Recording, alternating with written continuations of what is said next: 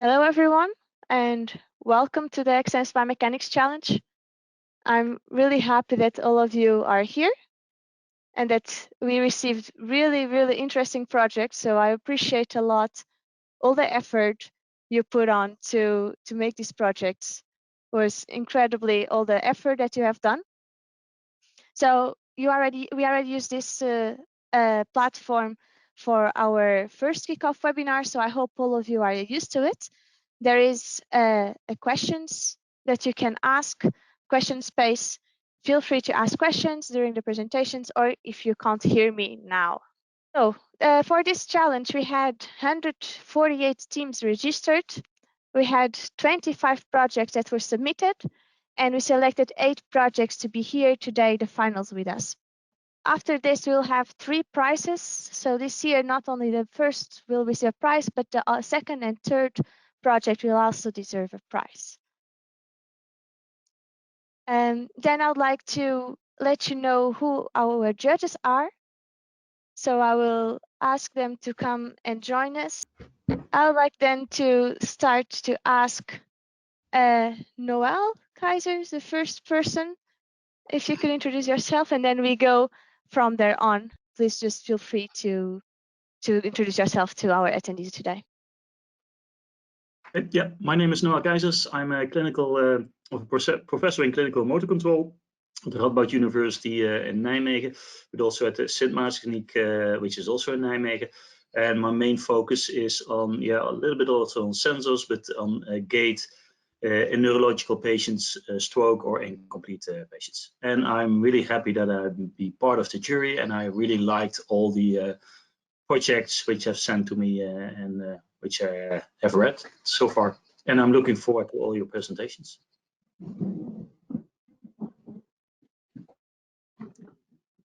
I guess it's my turn now. Yeah, so I'm Ahmed Aziz. I'm a clinical neurologist specialized in movement disorders, including Huntington's disease and Parkinson's disease and tremors.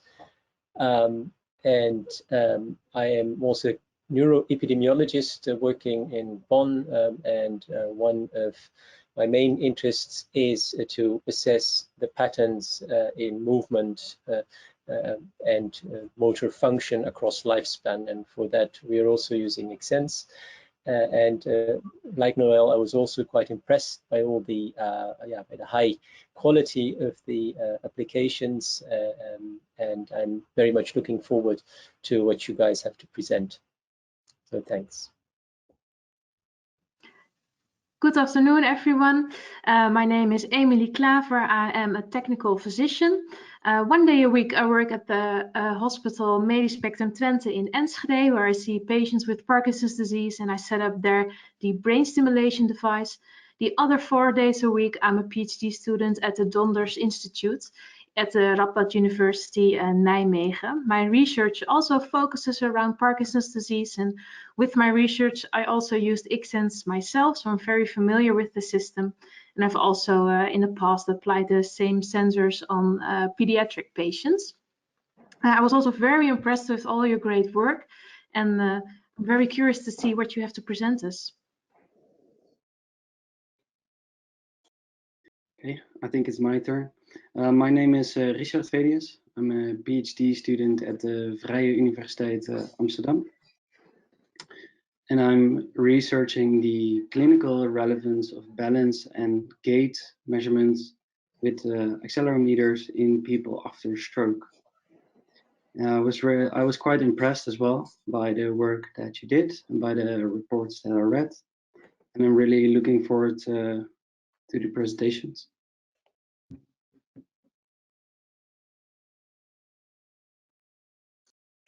I'm Juan Delgado Teran. I'm a PhD student in University of Twente in Enschede. I also work with Parkinson's disease, and we use Xsens and other sensors to predict and detect freezing of gait in semi-controlled and free living environments.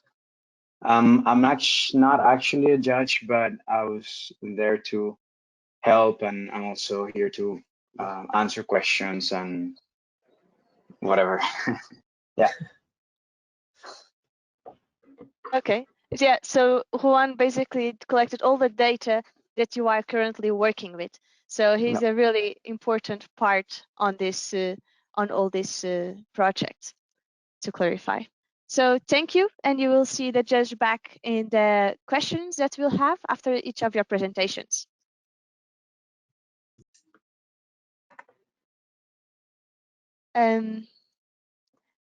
So to make sure that everyone, you also receive this on your email to make sure that you are aligned. The presentations are 8 minutes length, and we have 7 minutes for questions. Please make sure that you are prepared for a presentation. So the first team already can have your presentation ready to go. And then the questions can be made by the presenters, but also can be made by you that are in the audience. We will collect the questions. We will give first priority to the questions from the judges, and then we'll pick up yours if the time allows. We will really try to be on time, so make sure that it's the 8 minutes and not more, otherwise we will need to cut your presentation. So please don't extend it. And then at the end, we have a network time. It's optional, but it will be really nice that you could all of you could join, and you can interact with each other. You can talk with each other about anything. We have people around the world, from around the world here, so it'll be just really nice. I'll be there. It will just be nice to know new people and to know what the others also are doing outside this challenge. So our first team, Eunice. Okay, good afternoon. I'm Ujin Yoon, a presenter of Eunice Biomechanics Lab from South Korea. Let me present about my team's project. Parkinson's disease is one of the most common age-related neurodegenerative disorders. To manage the patients with Parkinson's disease, it is important to establish standardized evaluation. It would be beneficial if the objective measurement of the symptom is possible in the non-face-to-face home environment. This project aimed to find the method to detect characteristics features of the PD patients using simple inertial sensors and compare those between the on and off of medication condition. The interest characteristics of Parkinson's disease was consisted of tremor and dysfunctions in balance and gait. To characterize tremor in PD patients, we first selected a representative subject, participant 8, who was identified to have significant hand tremor symptoms from manual video analysis. Then the frequency analysis using the acceleration data of the left hand was conducted. Then the continuous wavelength transform was performed to convert the data to the power spectrum density over time of the 3 types of tremor frequency bands. The burst of tremor in each frequency band was defined when the normalized power ratio exceeded the 75% of the signal amplitude during each static and kinetic situation. The ratio of mean spectral power and burst time ratio were quantified in the conditions of on and off tremor bursts and medication. This slide shows research from the representative participants 8 who suffer from severe tremor. First, it was confirmed that the tremor detection algorithm were reliable because the time period that the algorithm detected as a burst of the tremor was consistent with the time manually confirmed in the video analysis. When the tremor burst, the spectral power ratio were entirely increased compared to the non-tremor conditions, especially when the participants suffer tremor in dynamic conditions such as walking. The frequency band ranged from 9 to 12 Hz shows increased mean spectral power ratio and the burst time ratio, which represent bursts of kinetic tremor. Research from on and off of medication shows that the medication affects the time ratio of the tremor burst, reduction about 5%. This implies that the medication mitigates the occurrence of the tremor symptom. The next chapter is balance dysfunction. Posture sway can be measured by initial sensors, which detect fluctuation of the body COM. In order to examine the effect of medication, we selected off and on state of walking sit-to stance condition in participant 21. When the path length and sway area were calculated. Blue and orange colored points indicate on and off state condition respectively. Each ellipse indicates a sway area in each condition. As shown in the figure, the path length and sway area of the off state was longer and larger than those of on state, which indicates the poor postural stability and static balance. Moreover, the similar research was found when using data from only L5 sensor. This means that even when the full body sensors cannot be used, the postural sway can be measured to some extent with one sensor attached to the trunk. In addition to the sway of the COM, reactive postural adjustment related to the corrective stepping behaviors are tested by pull or push and release tests used in UPDRS. Stepping responses for postural correction are late and smaller than normal in PD, as can be seen during the push and release test. This is a part of analyzing gaits. Our data were filtered and then the spatial temporal gait parameters were calculated. Each gait cycle was identified using sister angle velocity from inertial sensors on both right and left shank.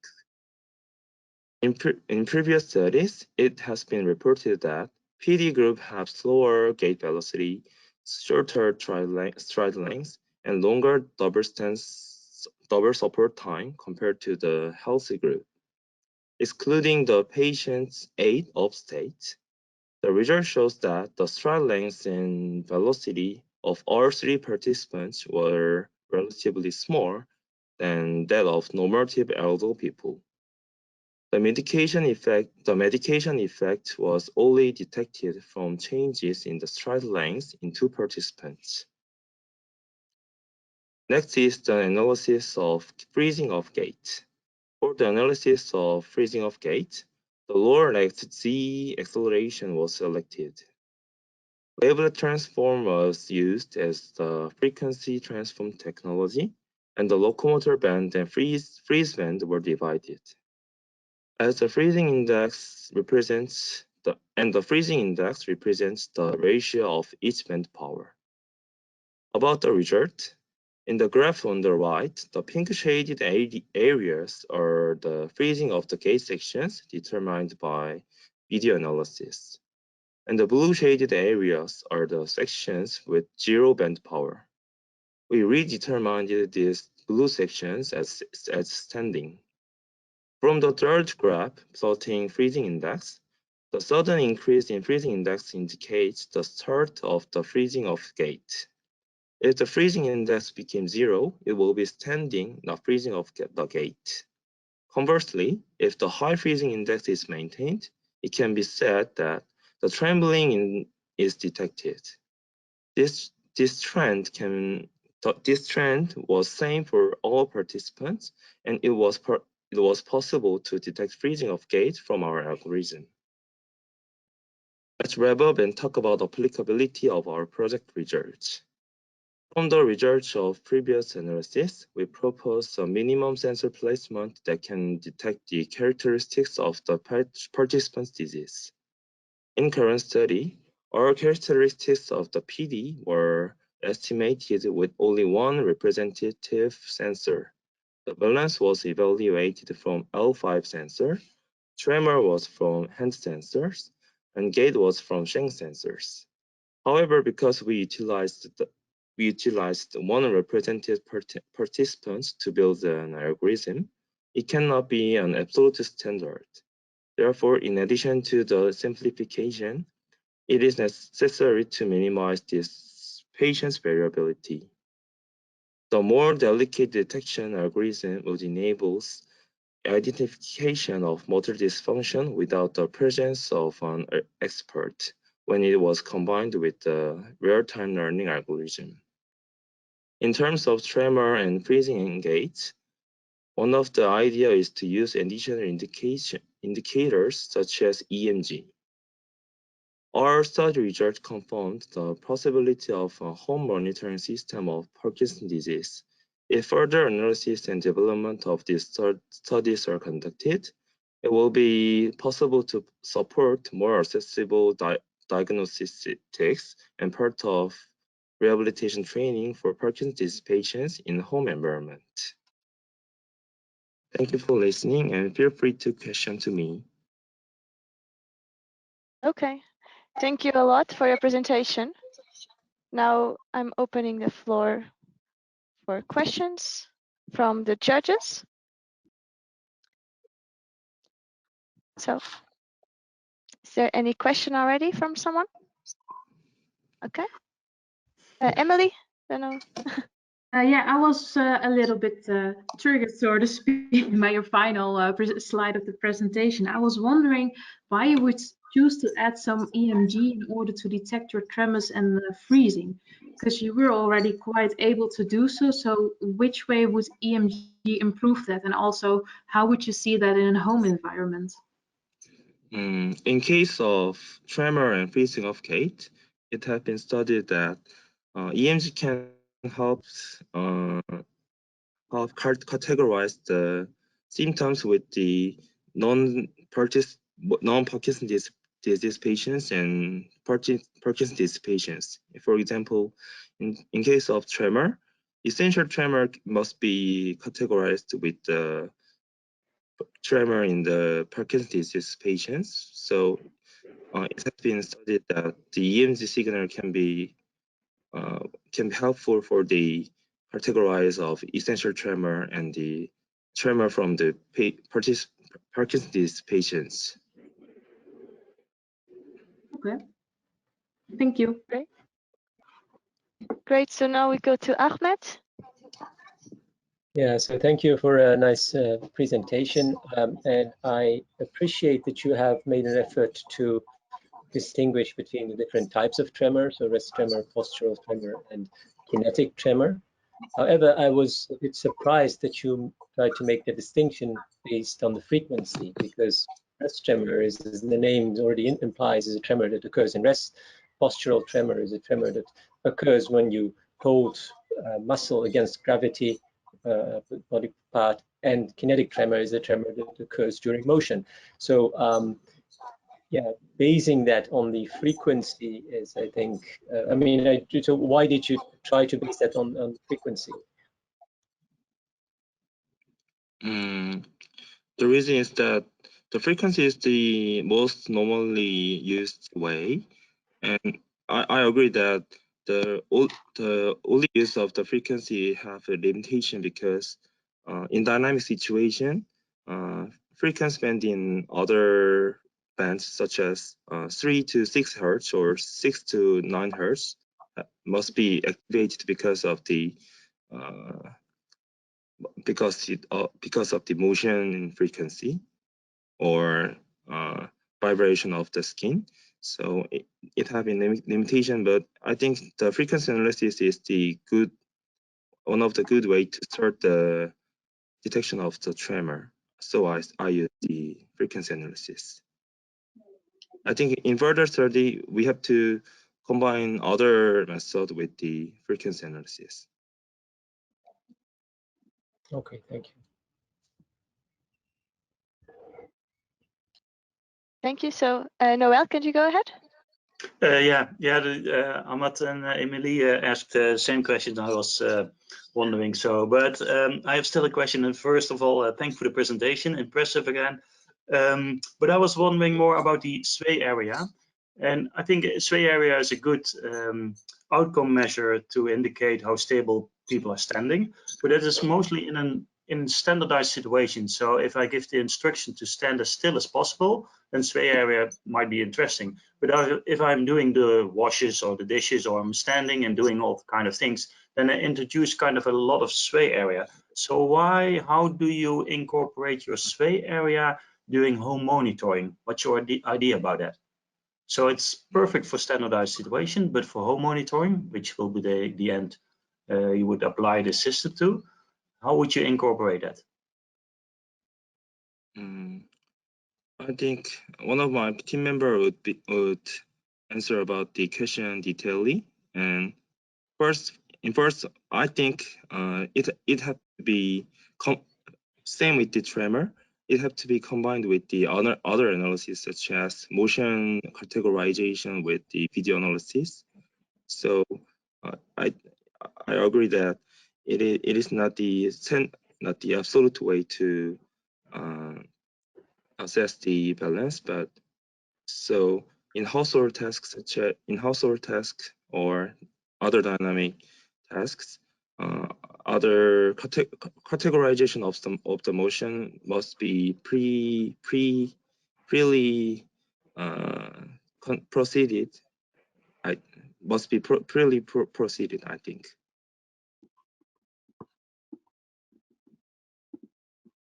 Okay, so was it clear?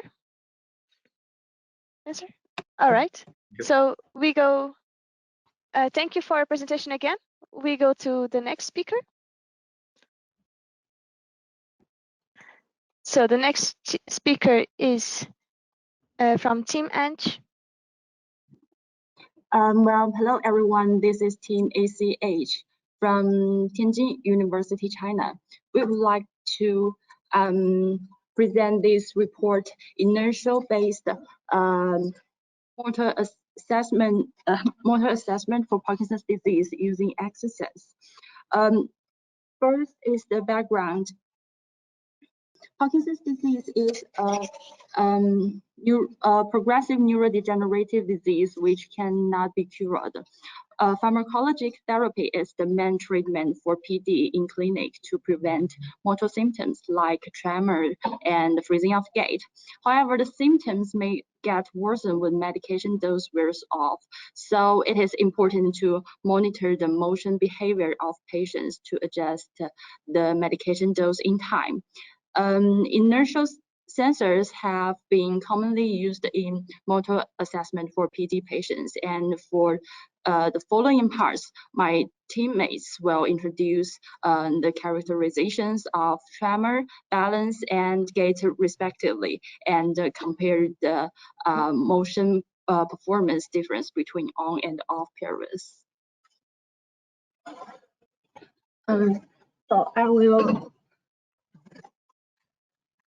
So I will introduce our first part of work about tremor analysis. Based on Gaither's study, the frequency of period rest tremor is more than 4 Hz, which has been proven in other studies. In our method, we use the left hand z-axis angular velocity as input signal. The signal was low pass filtered by a first order Butterworth filter, and then intersected and segmented by a window of 256 sample lengths. The spectrum was then estimated with FFT. If the frequency of maximum amplitude is over 4 Hz, we consider the tremor happens. Here are the results of tremors detection. The left is independent of rest tremor based on MD as UPDRS test data in patient 8, and the right is spectral estimations of data in A to F band. Our results show that tremors were identified in B hand movement and F working band. The figures show the results of tremor detected in on and off period of patient 8, and the number of tremors during on period was reduced compared to off. Okay, now I will introduce our work of the balance evaluation. As shown in the left figure, when the projection of the center of mass is in the base of support, it's considered to be balanced. We selected the COM acceleration to describe the disturbance.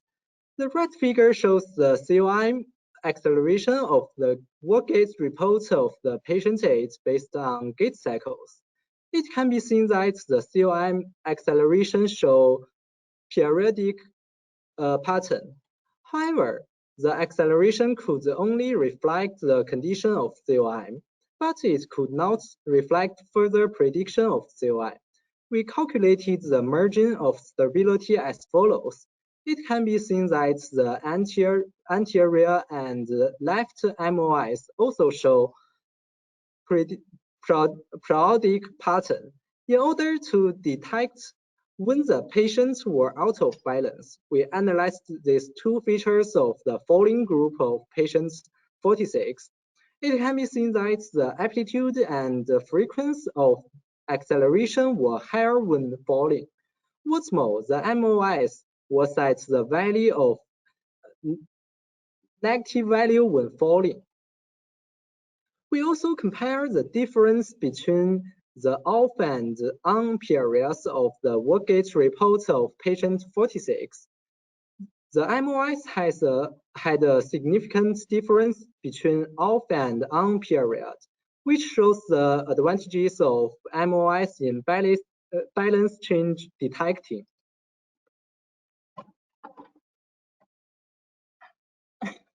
I'll introduce the part of gate analysis. First, we built a gate assessment model to analyze the working pattern of patients. The model included working detection, heel streak detection, and gate parameters calculation. The vertical linear acceleration of the pelvis was used to determine working segments, and the position of heels and the pelvis were used to detect heel streak during working. Then 5 spatial temporal gate parameters and the symmetry of these parameters were further calculated. We compared the gate parameters of all patients during on and off medication. In patient 8, straight length, step length, and walking speed were significantly increased during on medication. Step time and street time were decreased during on medication. The spatial temporal gate asymmetry parameters were significantly reduced. The freezing of gait and the static standing of patients were identified by 2 therapists by analyzing the video from the MVN analysis software. The power spectral analysis was used to investigate the FOG characteristics. As shown in the figure, we can see a significant increase in power spectral density between 3 to 8 Hz. The comparison of acceleration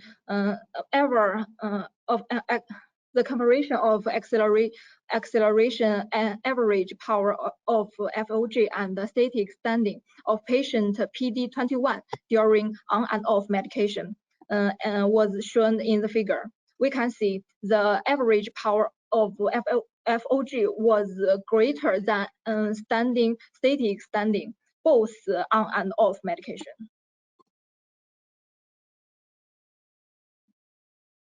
Well, in summary, for tremor, we analyzes the frequency information of the z-axis angular velocity and successfully distinguished the rest tremor during different actions. And we found the number of tremors reduced after medication. And for balance, we calculated the MOS and acceleration of COM and successfully detected when the patient is out of balance. Then we detected balance changes between 2 medication periods. And for gait, we calculated the spatial temporal gait parameters and their asymmetry. And we successfully differentiated FOG from static standing, and we also successfully detected gait performance changes between the 2 periods. And thank you. Okay, thank you very much for your presentation. Now I'm calling the judges for joining us. So so it was really nice work. Thank you a lot. Nice that you were able all to present. So if a judge has a question, just put your hand up like I see. Okay, yeah. Noel, could you go first? But thanks for the presentation, and indeed it was a nice team effort to see that you all presented a part of your work you have done.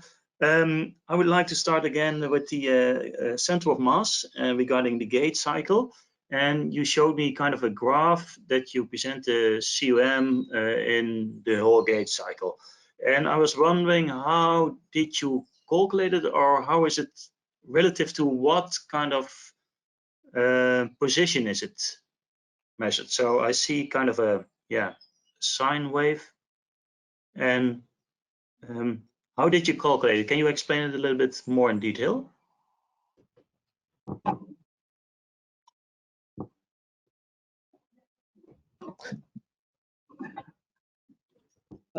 Hello.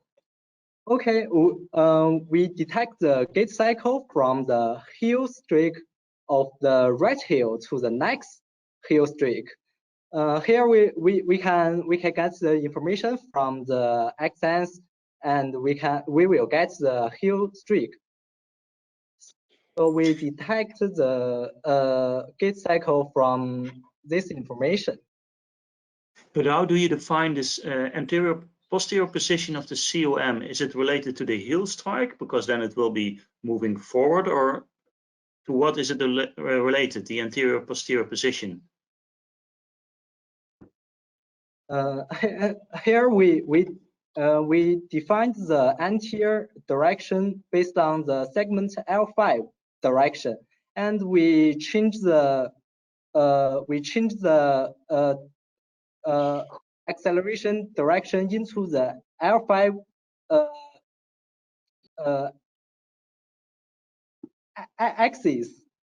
So we'll get the anterior and the posterior and medial and lateral direction. And maybe to make it a little bit easier to understand it, and maybe for me, but also for others, when do I have a positive value and when do I have a negative value?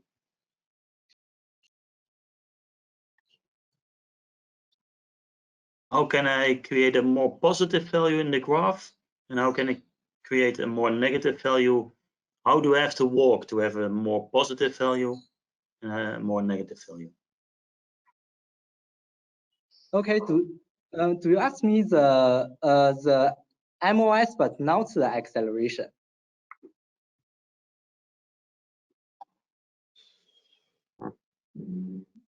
Here the acceleration, we define the anterior direction is positive, and the posterior direction is negative, and the left direction is positive and the right direction is negative. So this is then the velocity of the center of mass. But I think we have to move on, because we will discuss this in too much detail. If Okay. Here the MOS was defined as the BOIs, and when the XCOM, what we calculate from the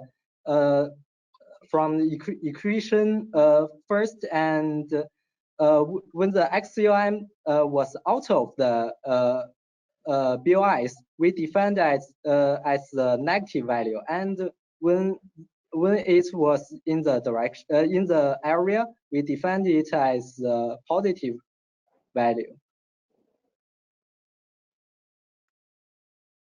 Okay. Thank you for clarifying further. I will just want to move to the next question. I saw Richard, you also had a question. Could you go ahead? Yes, I also have a question. I have a question about the results of the difference in balance between on and off medication. There was a slide, yeah, this one. So you mentioned, if I recall correctly, that you found significantly different results. But if I look at the picture, at the figures with the standard deviation, in where did you find significant results? So which variable was significantly different? Well, actually, we calculated the significance, but because of the time limited, so we don't show it. We use the first cycle of this field, and we calculated the significance between on and off periods.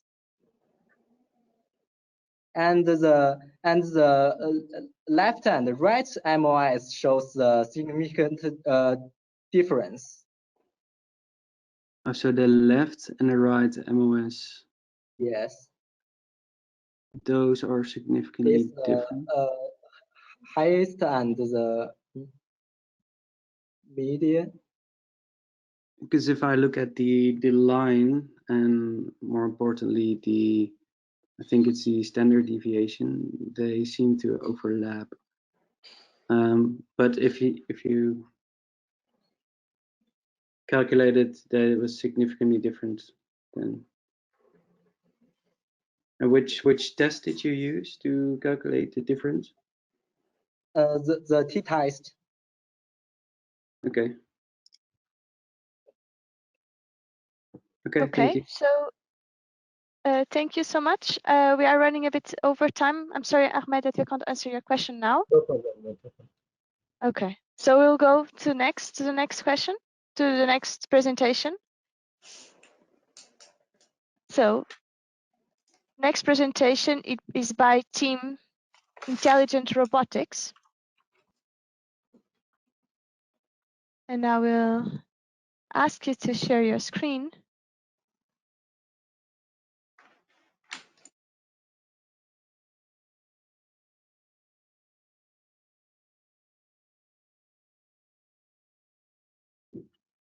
Can you hear me? Yes, I can hear you. Okay, can you see my screen? Yes, I can also see your screen. So I will just also ask you to share your camera if you are fine with it. Yeah. Okay. Yes, I'm fine. Yeah, and now you can start. Good luck. Okay. Good morning, everyone. We are the Intelligent Robotics Lab team from the University of Pavia. The team is composed by Nicola Sacchi, which is me, Edoardo Vacchini, Davide Tedesca, and Pierpaolo Massari. In this presentation, we are going to present the work done in the Xsens Biomechanics Challenge. The presentation is structured as follows. We will present the methodologies developed for the analysis of tremors, balance, gait, and posture, accompanied by results. Then an idea for a home monitoring system and its application is presented. Finally, comments on the clinical relevance of our work will be made. Parkinson-induced tremors can be classified into action or rest tremors, depending if they happen while the patient is doing some activity or it is at rest, and in symmetric and asymmetric, depending if they occur in both sides of the bodies or not.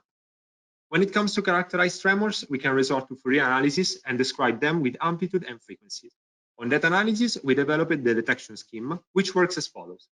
Linear acceleration of the hand are extrapolated from the recording and split in several time windows with the length TW. Each time windows is subjected to a discrete Fourier transform, and then for each component, the maximum amplitude and associated frequency is repeated. Then, if the maximum frequency f, fx, fy, fz is above a frequency threshold f bar, and the related amplitude is above a frequency threshold a bar, then tremor occurred in that time window. The detection scheme has been tested on patient PD008 during the long walk task and the daily task recording. From our analysis, we discovered that the patient has no tremor on the right hand, so we can assume that PD008 suffers from asynchronous tremors.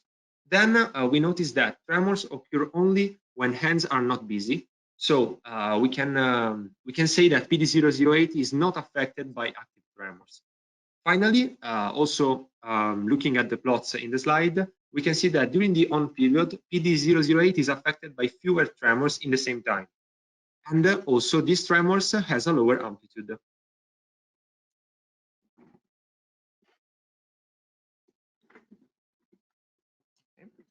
Parkinson's disease deeply affects the balance of the patients as well.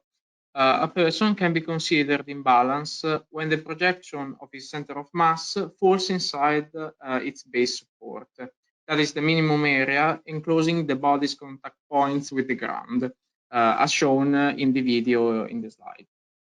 Xsens sensors allow us to retrieve the data of the center of mass and, with the position of the feet, to approximate the base of support with the convex hull of the contact points. The convex hull is then enlarged by a factor here indicated with gamma BOS to consider as imbalanced the action of walking. The scheme applied to the recordings of the patients PD046 and PD008 produces the plots here shown. Here, the state 0 indicates that the patient is in balance. State 1 indicates that the patient is out of balance. State 2 indicates that the patient is sat down, while status -1 indicates that the feet are not in contact with the ground. The comparisons between the detector output and the actual recordings confirms that the developed technique can be used to detect loss of balance in Parkinson's disease patients.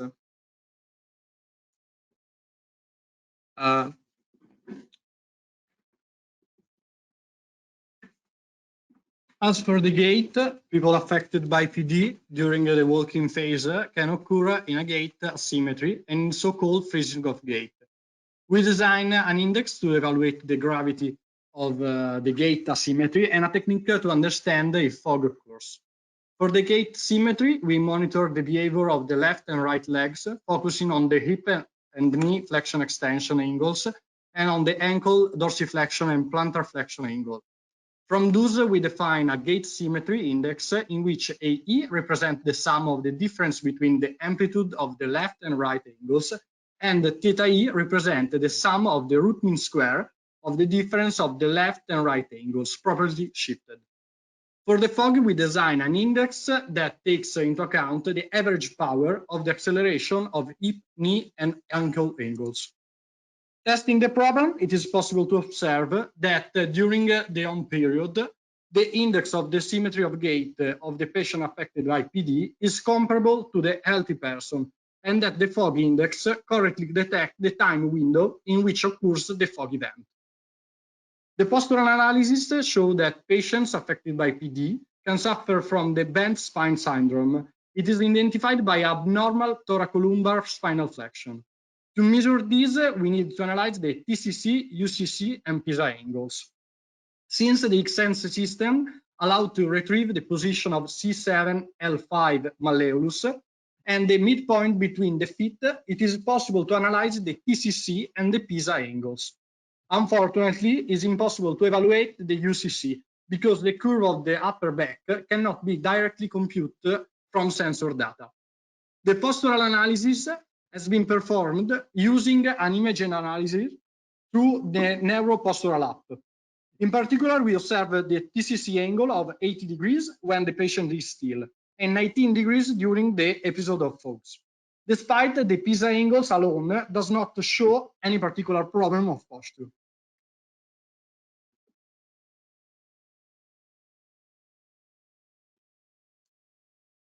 As the last part of our project, we designed a home monitoring system relying on the Xsens sensors.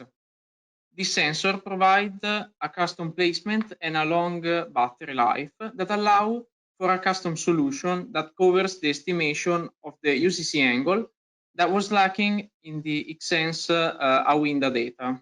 In particular, we can place 5 sensors on the C7, L5, and the most prominent vertebra, and 1 on the 2 malleoli. Thanks to the long life the dot sensors, we could in principle record data 24/7 and even when the patient is outside.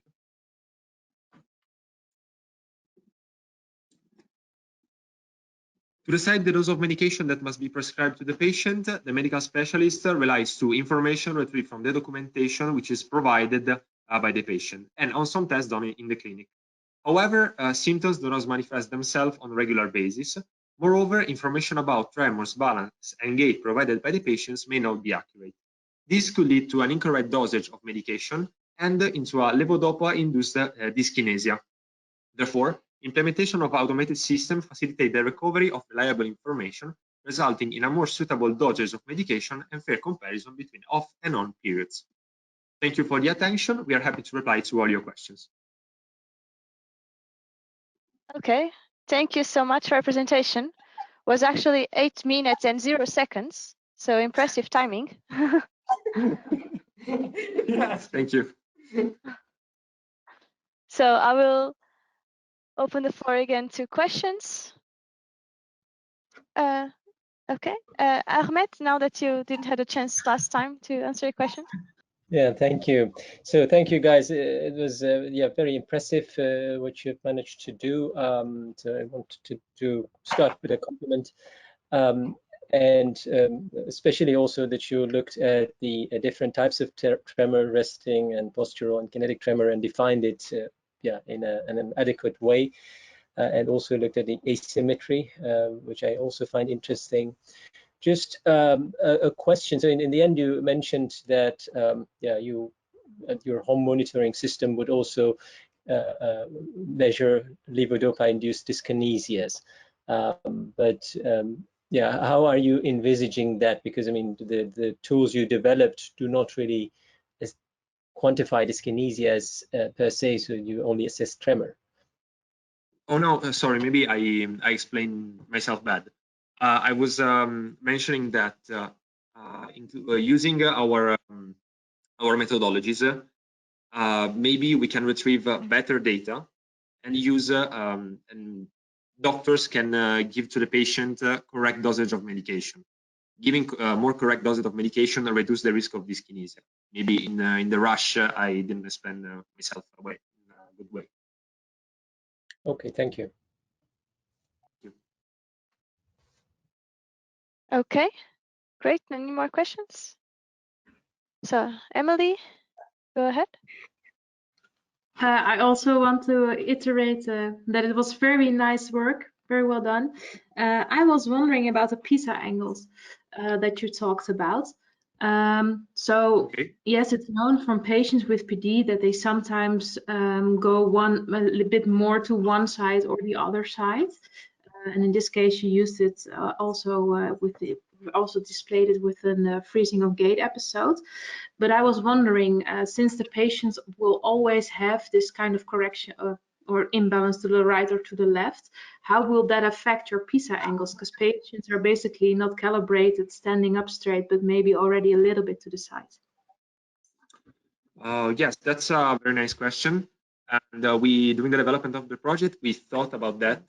And we thought that before running the methodology, the detection methodology for the PISA angle and stuff, we thought to placing the patient in a sort of neutral position for the calibration. Try to maybe help the patient to stay upright correctly, just for the first phase. Okay, thank you. Thank you. Okay, thank you. So Noel, I saw you had a question. You are muted, so maybe you need to unmute yourself. Yeah, it's good. I was first wondering that I missed probably something, but Italy is in a different time zone because you started at good morning. But anyway, again, it's still the same time zone. Still the same time zone, yes. But okay, luckily. But again, a question regarding the center of mass outside of the base of support. And you mentioned it when it's outside of the base of support, then you are in disbalance. But I'm pretty sure if I'm walking, then my center of mass will be also outside of the base of support. So can you elaborate exactly. Yes, exactly. We exactly thought about that. In fact, we took the base of support and we enlarged it a little bit, basing on some tests done on the patients. For example, we examined the patient walking, and we augmented the BOS. In the video, you can see that we have a very large pastel yellow area, which is the enlarged base of support. In the animation, we exaggerated with enlargement just to show the plot. But during our experiments, we enlarged it with a factor of like less than 10%. So it is able to detect when the patient is out of balance, like in this case in the animation. But during the walking phase, it does not detect the out of balance. Okay, thank you. Okay. But I think we didn't see the animation. I think that's the at least I didn't. Yeah, we didn't see the animation, so we only saw. At least I only saw the picture, so maybe didn't. Oh, why oh, I'm sorry about that. You can see the animation. Because no, I can see. Maybe if you double click on it, so it was not in the presenter mode. But so that's strange. Because in this exact moment I can see the animation, so I thought that the screen sharing would. Can you maybe stop to share your screen? Or sorry, to stop the presentation mode, and maybe click on the video? Oh yeah, maybe yes. Just a second. So. No, now is the opposite. You took it out of where we were seeing. Yeah. Okay, so it changed the. Okay. So maybe the. Yeah. Here, can you see now? Yeah. Yeah.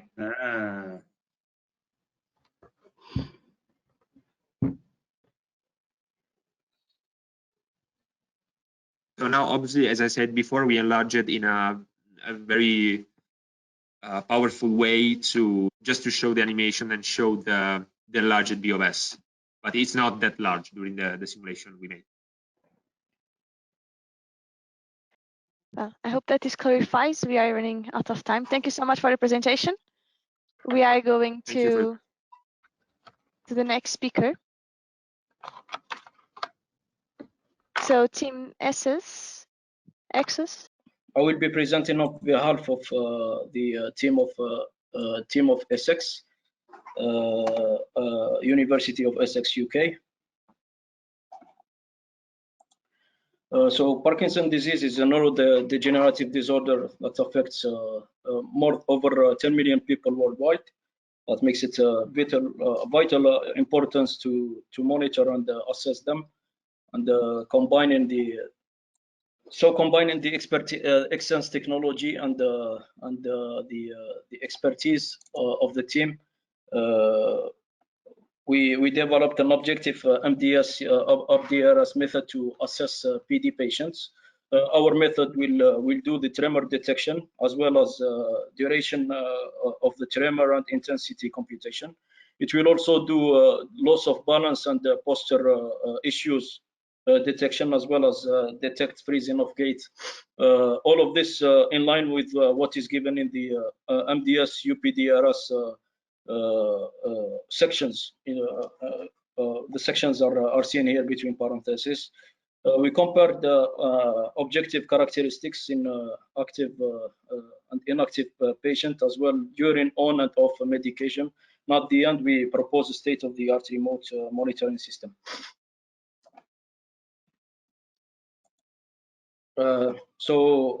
As can be seen here, this is a tremor as seen by a wrist joint angle.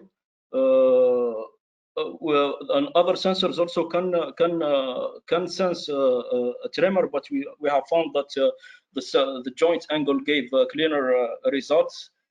How our algorithm works is we can clearly see that there is an oscillation from the picture, and from previous work we know that the frequency of the tremor varies between 3 to 8 hertz.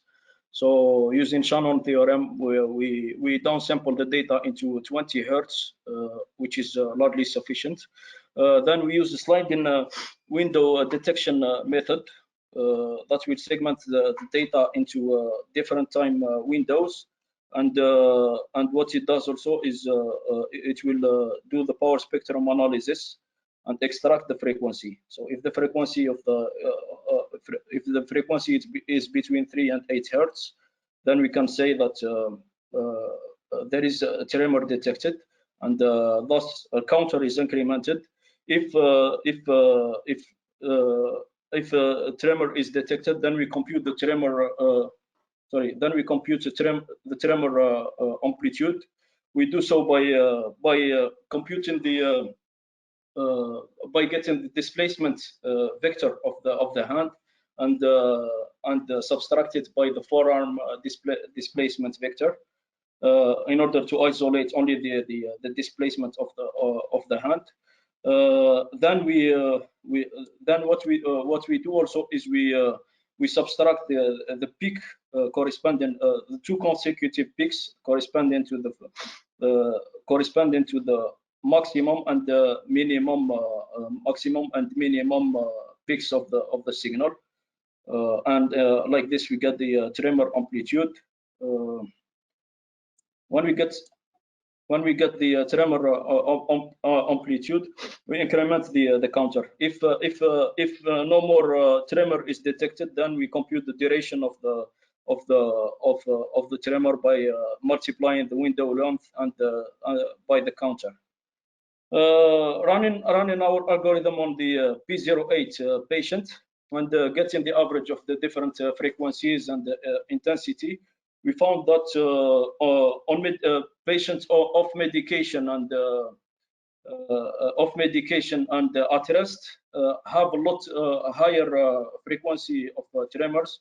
Also, they have another higher average intensity, and the lowest is when the patient is active and on medication. So this can be a good reference for medication dosage. It can be taken as a good reference. And also we can also use this to assess it using the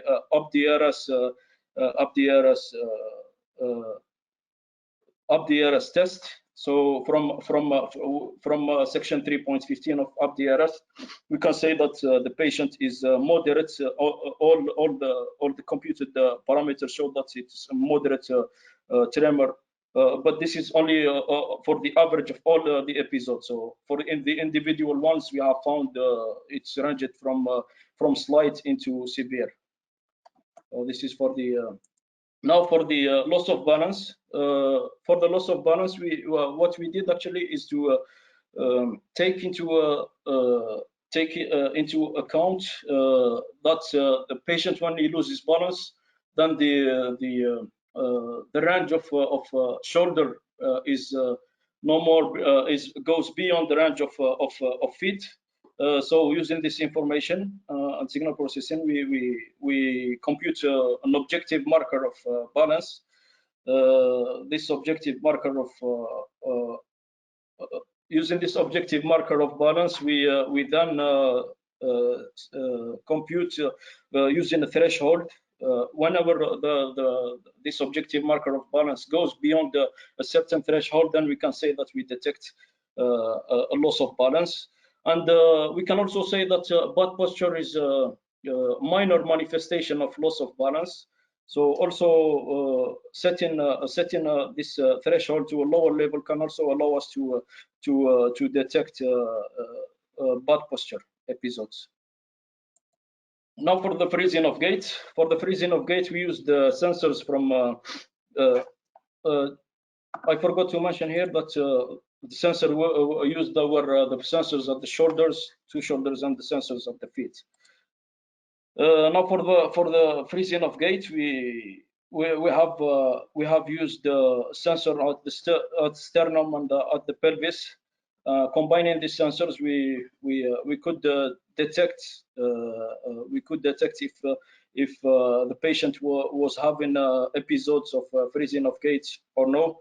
And we found in the second patient given that lots of freezing of gaits were detected. So what does our solution offer? Our solution offer a non-abrasive system that has only 8 sensors, with the potential to reduce it with further research. So for now, it's only 8 sensors. Also, longer monitoring and lower latency if we equip the sensor with compressive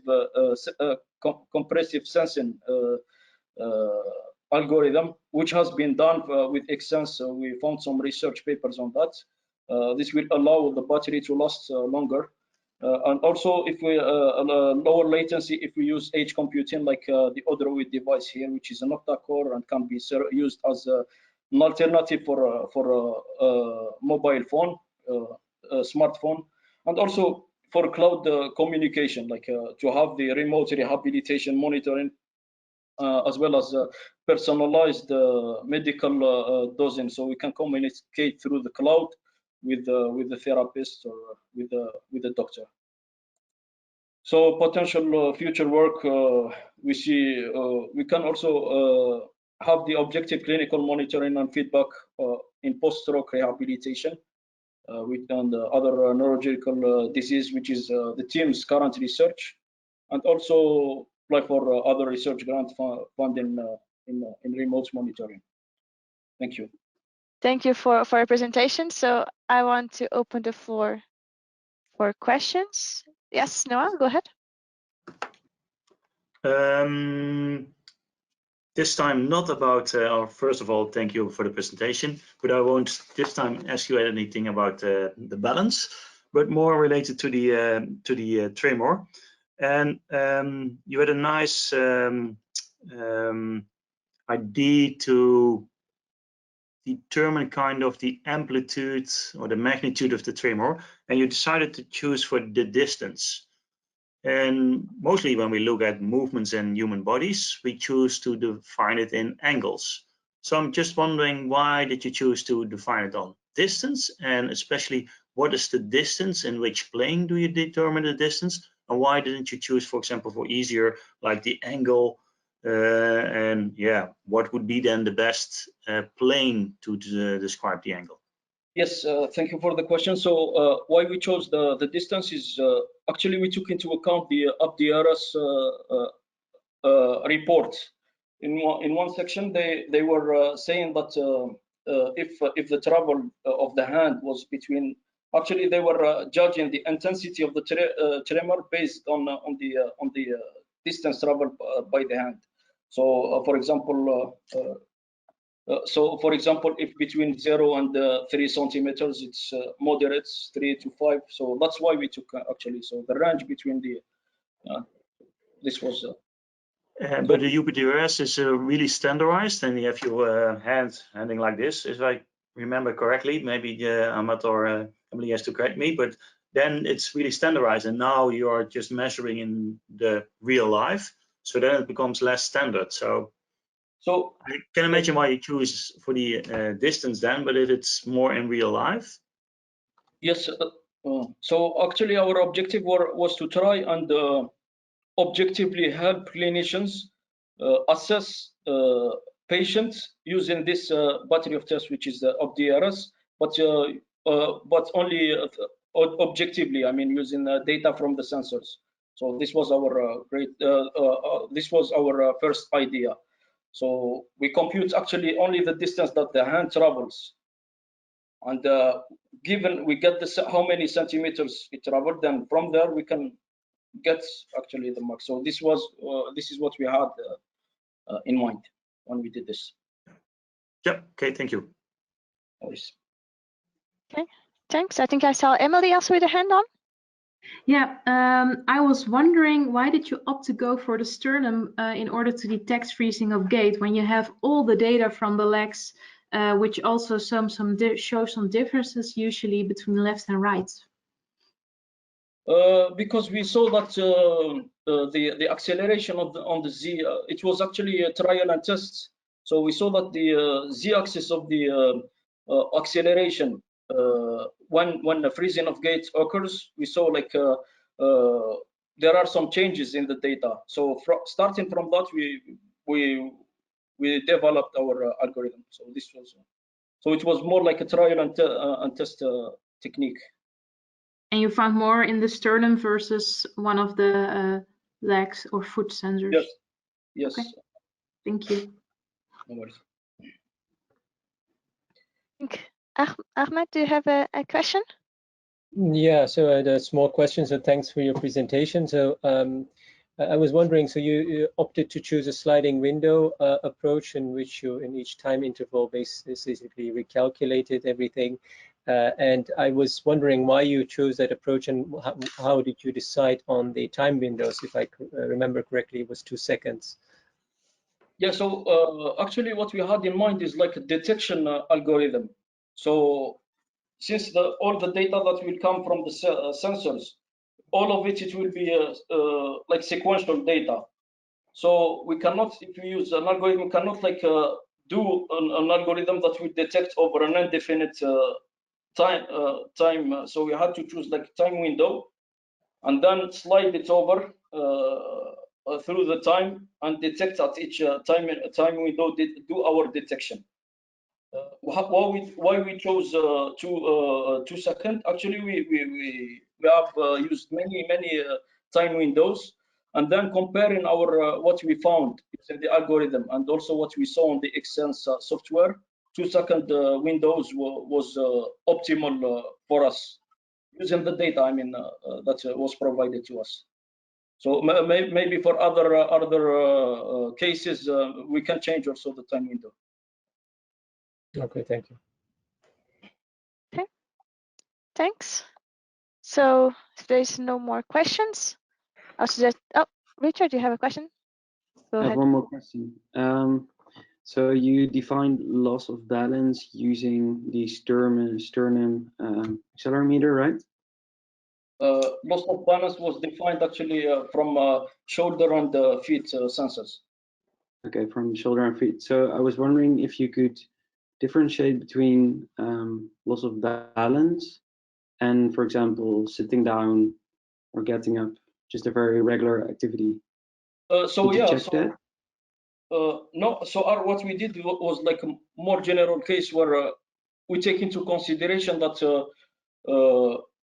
the shoulders, when you have loss of balance, then they go into out of the range of the feet. Mm-hmm. This is how we defined it. So we computed an objective marker, balance marker, using this phenomenon. So also we also said that butt posture also was a minor. We can say it's a minor also manifestation of loss of balance, because so we have a threshold, and setting the threshold actually can allow us also to detect butt posture. So yeah, so prior knowledge. Thank you. Yeah. So thank you for your presentation. We need to go to the next speaker. Let's not be late. So good afternoon. We are Brooks Motion, a group of PhD researchers from Vrije University of Brussels. I am Maria, and with my colleagues Felipe, Ton, and Vincent, we would like to present the tool that we have developed to facilitate the analysis of Parkinson patients. So this is our interface. As you can see, it's a very simple and intuitive offline analysis tool, where we can not only detect tremors, analyze balance, gait, and posture, but we also have the option to compare on and off medication status of the same patient. So to start, we develop an algorithm to detect tremors. We first select the segment where we want to detect the tremor, and we use 3 kinematic signals: the segment acceleration, angular velocity, and joint angle. The reason of using these signals is because are the ones that we found the most in literature. Then we do some pre-processing of the signal, and then we analyze the signal in windows of 20 seconds. We first calculate the power spectral density, and then we do the short time Fourier transform to the analysis in the time frequency domain. The reason of use of doing the P-Walsh first is because we find the maximum power, and it will help us to define the threshold in the spectrogram. So here we can see the output of one loop where we identify the time points where the median frequency is between 5 and 12. Those are the frequencies that are more present in tremors, and also where the power is higher than 0.05. I also forget to mention the reason of using this threshold will facilitate the analysis, because it will neglect powers that are very low. So we can see in the GUI an example when we combine or we identify all the tremors, then we can classify them based on the frequency band that had more power. Those values were we also take it from literature. So the frequency with the maximum power was used to assess the severity of the tremor. And then here we can see an example. So of the green one is a slight tremor, and the yellow or orange is a moderate tremor. And in the bottom, we just display some general outcomes in terms of number of tremors, duration, mean, and standard deviation. And then we can also compare between on and off. We do some statistical tests. But in this case, for example, that we do not find any statistical significant difference, neither for the time domain or the frequency domain. Anyway, we can display some general outputs in the table at the bottom. So in the case of the balance, we use the approach presented by Hoff, where they analyze dynamic stability using the center of mass, center of pressure, and extrapolated center of mass. This analysis was done only in one dimension, but with our team, we extended the study to be able to use it in 2 dimensions. In the right side, we can see that the foot is defined by 3 points: the toe, the heel, and the metatarsal. And we use the center of mass location and the extrapolated center of mass location, and we compare respect to the position of these points to identify if the patient is stable, unstable, or quasi-stable. So here we can see that depending on the analysis that we do, the margin of stability changes. So for example, for the backward bending, the margin is going to be the heel. For the lateral bending is the 5th metatarsal, and for the walking, it's going to be the toe. So when you do the analysis in the GUI, the user can select the task that they want to analyze. And in this example, we can see the backward bending analysis that is used to fill in the MTS questionnaire. And it also displays in the bottom some general outcomes like time and the number of events. Then when we compare, we also see like the 2 figures. And in this example, the fact that the patient on medication in the top panel has more unstable events translate in the fact that it's able to or presents more gait cycles. So for the gait, an index was defined based on the literature in order to detect the freezing events. So for this, the power spectral density of vertical acceleration of several segments have been analyzed using, again, the P-Walsh method with a moving window of 5 seconds. And from this, we can see that during normal walking, peaks are present mainly in the range from 0 to 3 Hertz, whereas when freezing occurs, the peaks are mainly present in the range from 3 Hertz to 8 Hertz. So in order to know which part was the most dominant for each time sample, the area under the curves was computed for the 2 zones, and an index was defined as the ratio between the square of these 2 values. And therefore, and then finally, a threshold was chosen in order to have a good match between the result given by the index and the observation that were made in the MVN software on the dummy. And so in order to characterize the freezing of gaits, the software provides some metrics, which are the number of freezing of gait events observed, as well as their duration. And finally, it also measures the mean time of the duration, as well as the standard deviation. And it also allowed to load an extra data set in order to make a comparison, for instance, with on and off medication to analyze if there is statistical significance between the metrics under the 2 conditions. And then finally, for the posture, due to the limited amount of time, we focused on the position of the back. However, this method can be further extended to other parts of the body. So the back was divided into the 4 joints mentioned here, and the data was extracted using the MVN software. The angle joint data was extracted for the frontal and sagittal plane. Then in order to have reference for good posture, since no value could be found in the literature, reference value was extracted from the provided data from all the files except the one when the patient was lying in his bed. So for each joint, the distribution of the joint angle was plotted, and from this, several zones were highlighted. For instance, good posture was considered when the value of the joint angle was comprised between the 25th and 75th percentile values. And then similarly, we define some slightly bad and bad posture by splitting the remaining quartile in 2. And so when we analyze extra data using the GUI, the algorithm computes how much time the patient is spending in the different zone, and it is giving a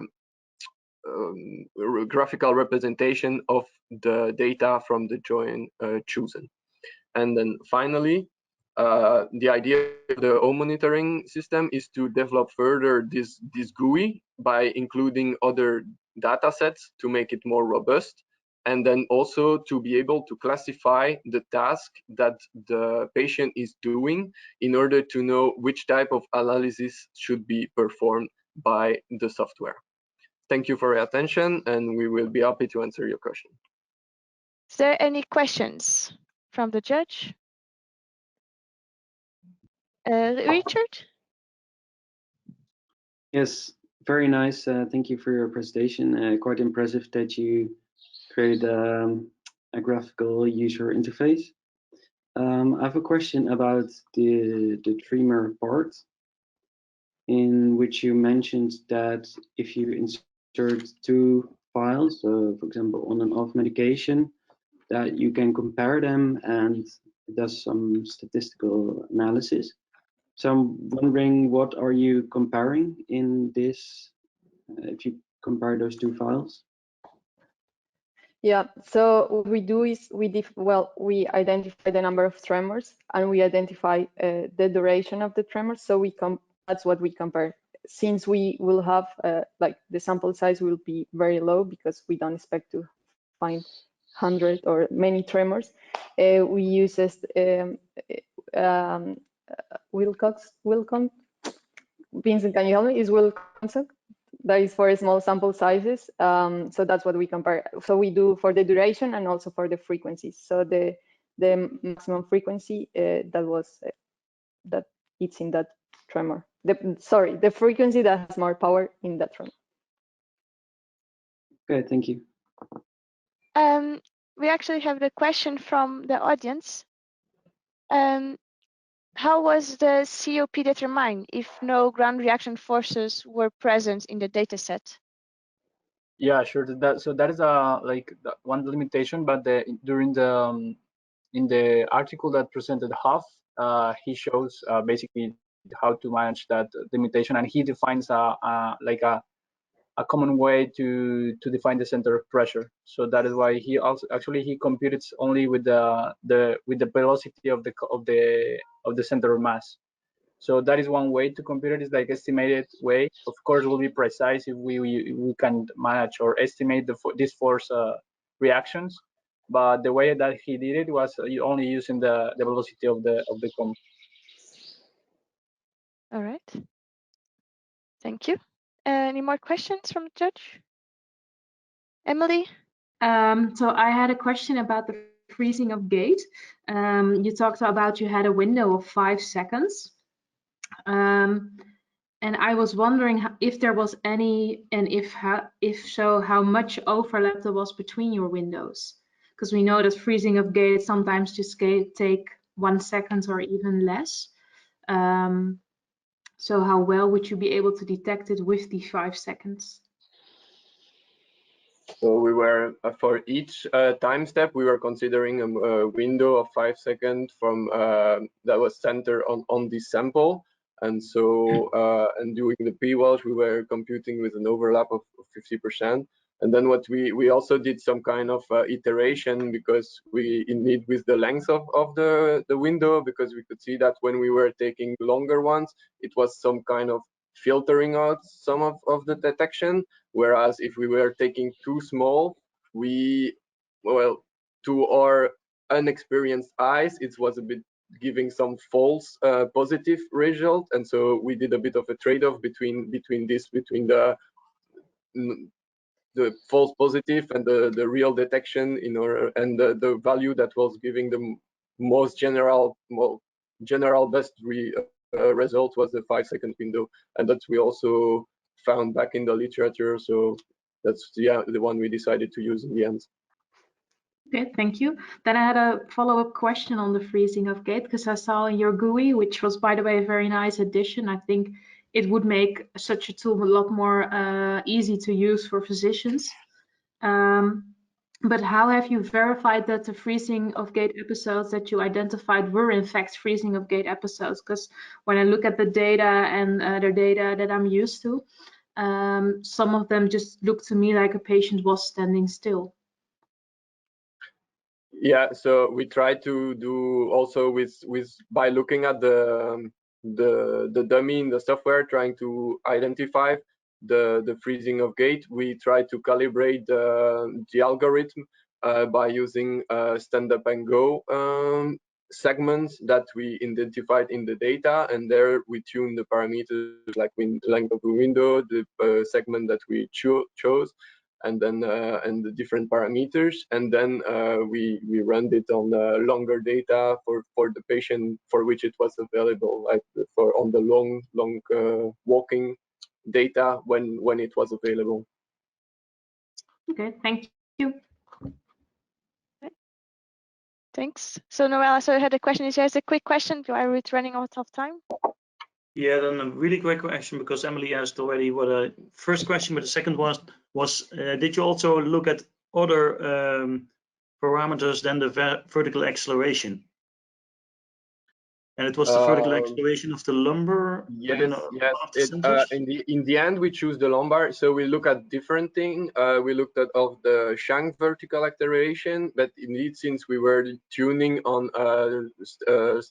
time up and go, sometimes when turning, one leg was completely still and the other was used in order to push. So if we were only using one, we were obtaining better result with the lumbar.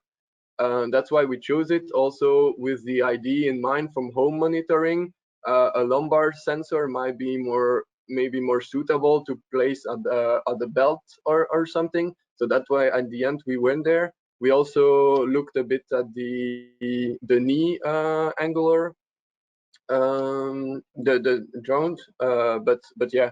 In the end, I say we went from lumbar, since it was the one that was providing the more general results, and also with the idea indeed for home monitoring to place a sensor at the level of the belt for the user.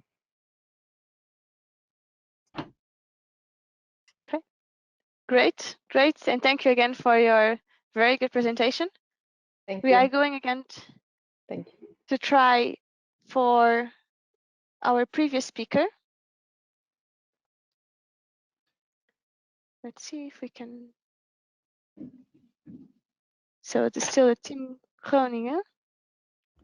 Okay, so we are Team Groningen, and actually I was very grateful that this project was about Parkinson's, because my grandma has Parkinson's, and sadly I've seen it deteriorating over the years.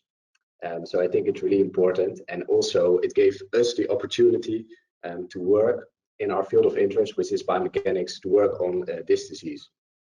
On top of that, we think it's very necessary as well, because for instance, the medication usage is quite subjective, and therefore making an objective measurement of how well the medication is catching on would be beneficial. For the aims of this project, we were able to create a report form, a feedback report actually, to quantify to what extent the medication is catching on. And therefore, we compared the 3 different subject you proposed. We'll start with tremor. So for tremor, we found that it occurs at frequencies between 3 and 9 Hertz. And also that the power of the frequency is a measure for the severity. And this is important because if we can detect tremor, we can also detect the severity. We can find if it is helpful, if the medication they take is optimal. So how did we compute this? First, we had to find tremor in the joint angles in the data. So we looked at the MVN software to see where there was tremor. Secondly, we calculated the power spectrum. And thirdly, we could plot the power between 3 and 9 Hertz over time. So what does this look like? Well, first of all, this is the manually detected tremor. So this is what we saw from the MVN software. And this is the calculated tremor over time. This, of course, becomes interesting when we overlay them. And you can already see this looks very promising. To get to the final results, we use a simple threshold at the dashed black line. And you can see a great correlation between the two.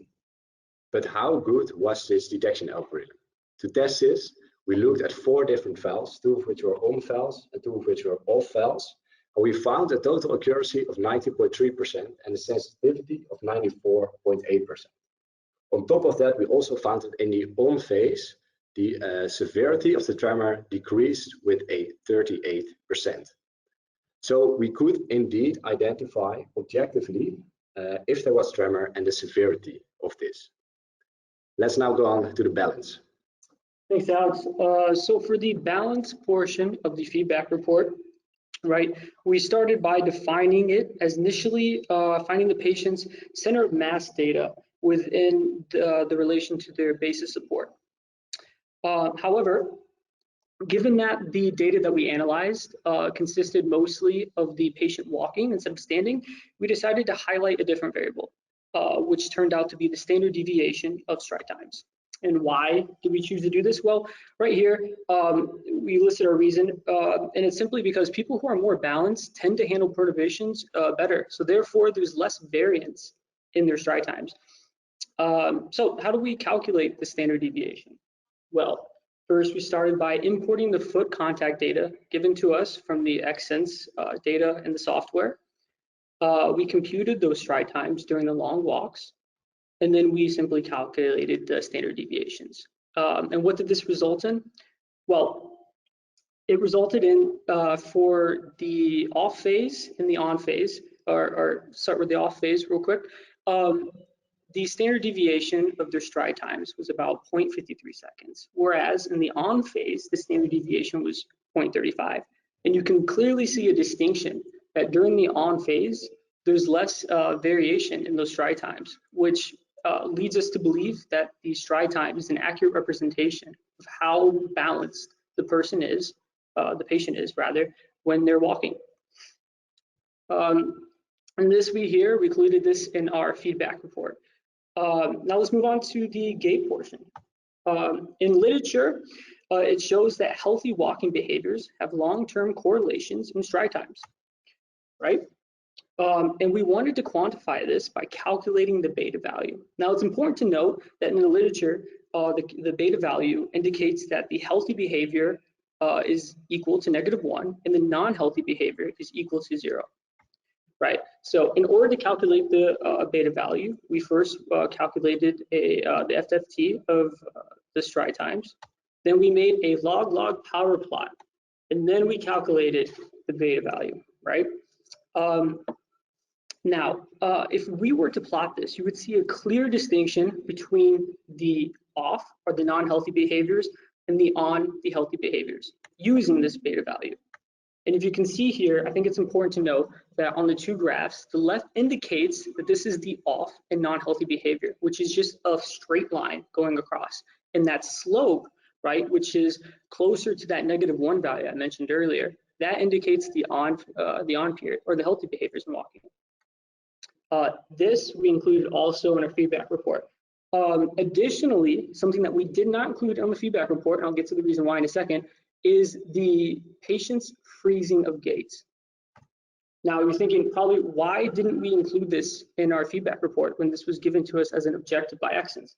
Well, it turns out that most Parkinson's patients, or rather some, don't experience this phenomenon of freezing of gait. where the freezing of the gait is the patient's intention of moving. However, this leads to quick frequencies of oscillating behavior where the center of mass doesn't change within the patient. Right? How do we do this? Well, we simply looked at the avatar using the Xsens data given to us by Xsens, and then we brought this into MATLAB and we compared the joint angles with them just standing. So again, just to reiterate, we took the estimated freezing of gait and them just standing.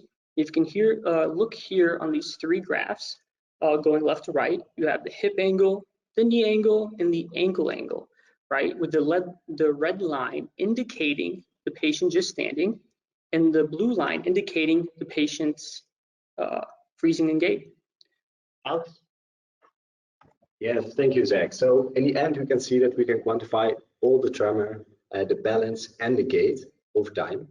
And this is obviously very important for both patients and practitioners. I still want to add to this that, for instance, in my grandmother, the tremor is mainly available in the wrist.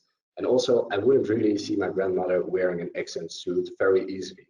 Therefore, to make it a little bit more accessible, you can also use two IMUs, which could be the Xsens dot, on the hand and on the lower arm to also measure the tremor in the wrist.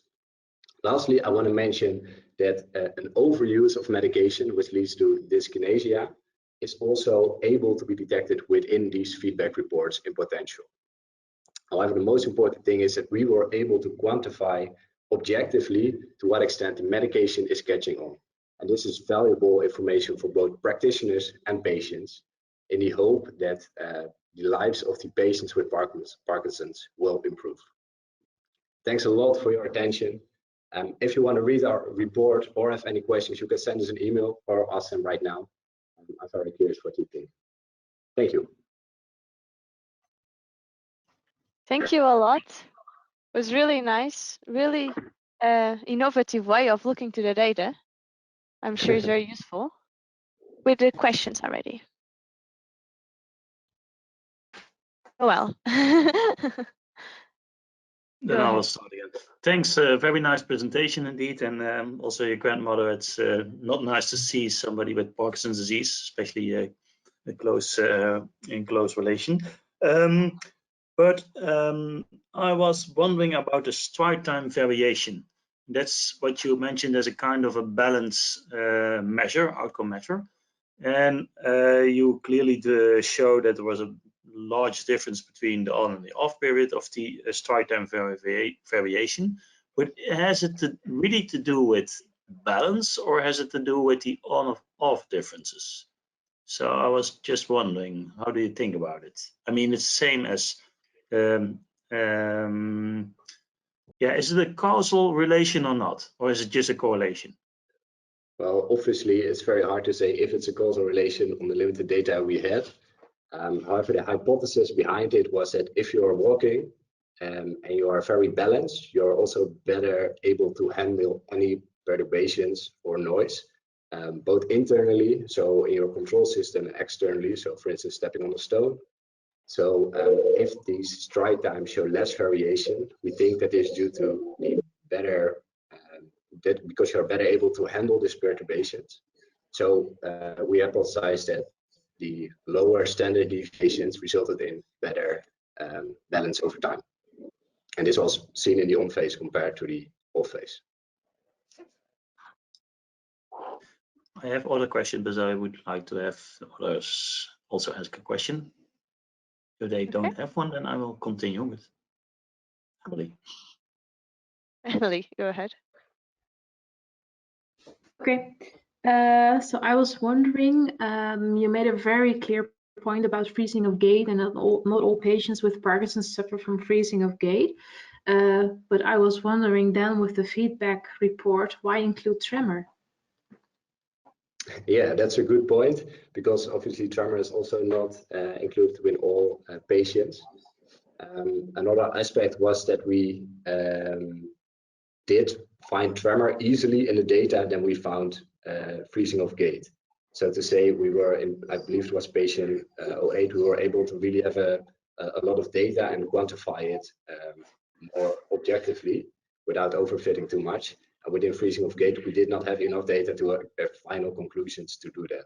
So obviously it can be included in there, and maybe it should be like a Boolean. So if someone has any troubles with it, we can also put it in there, both for tremor and for freezing of gait. But because of the data we got, we decided not to put it in. Okay, thank you. Great. Does auditors have another question, or can we go to? Noel, I think you can ask your second question, then we go ahead. Yeah, then you mentioned that 2 sensors will be more than enough to do the whole monitoring, but that's related to the tremor. Do you expect that that will be enough? And also, could you elaborate on the dyskinesia? I did my PhD in dyskinesia, or assessment of dyskinesia and Parkinson's disease, and it's not that easy to do it just on one sensor. So what did you have in mind with using those 2 sensors to assess the dyskinesia? Okay, so I wouldn't say just using 2 sensors is more than enough to quantify everything. Just to start off with that, but it would be maybe a more applicable solution for people who have Parkinson's and are troubled in doing this. And I think if the tremor is mainly available in the risk, this would give at least a good indication.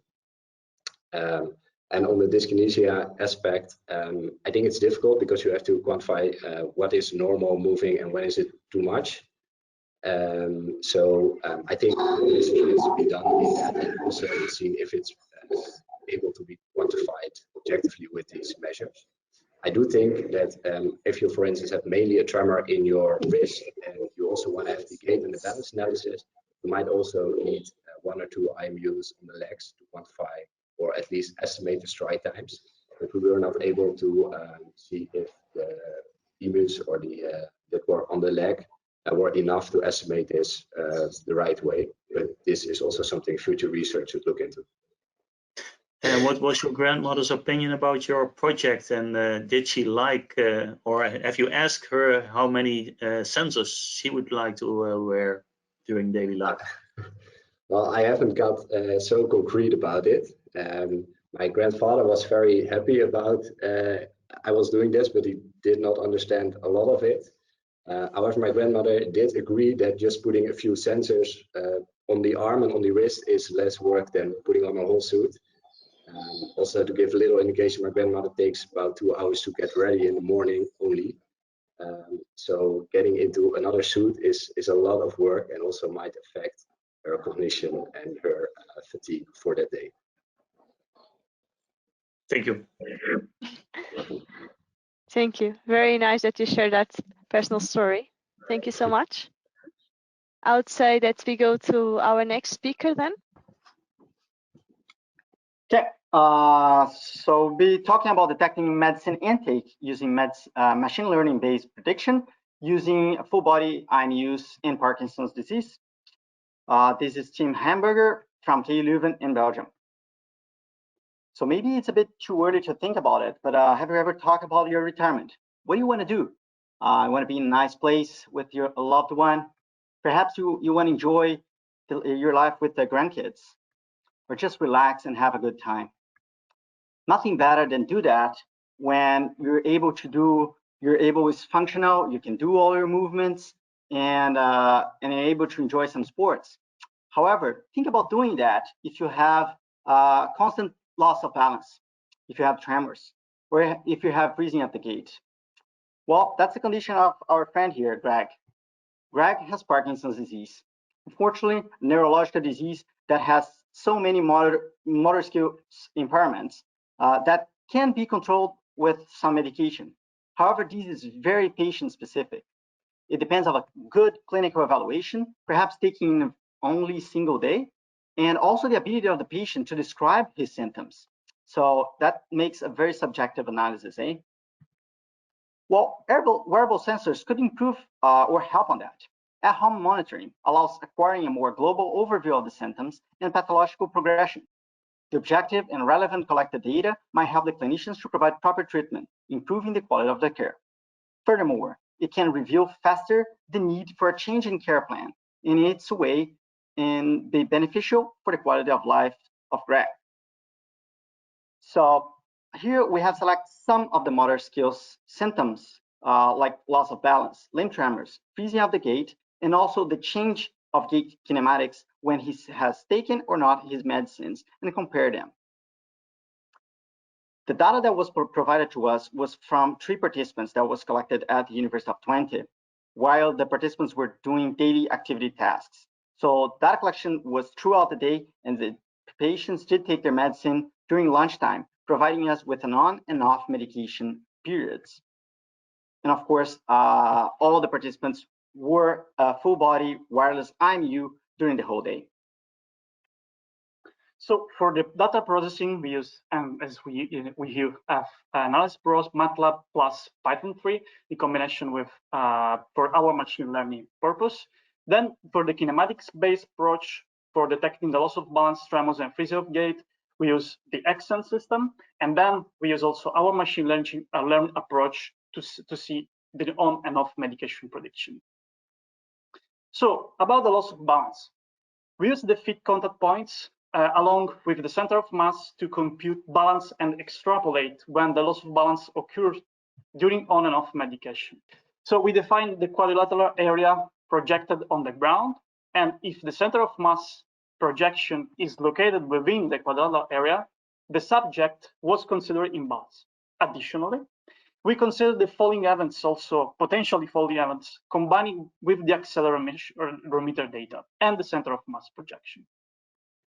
For the tremor, we use the wrist and the ankle kinematics, so to determine when the tremor events happen along the different walking trials. So the tremors were detected if the variation in sagittal kinematics is above a certain threshold. For with detection of the incomplete gait cycles, along with the height and the shank sensor accelerometer data and angular velocity data within an interval range, we were able to detect the freezing of the gait during off and on period. Then for the gait analysis, we classified between complete and incomplete gait cycles in all the different patients' trials. So we based our classification on the knee flexion kinematics profile property.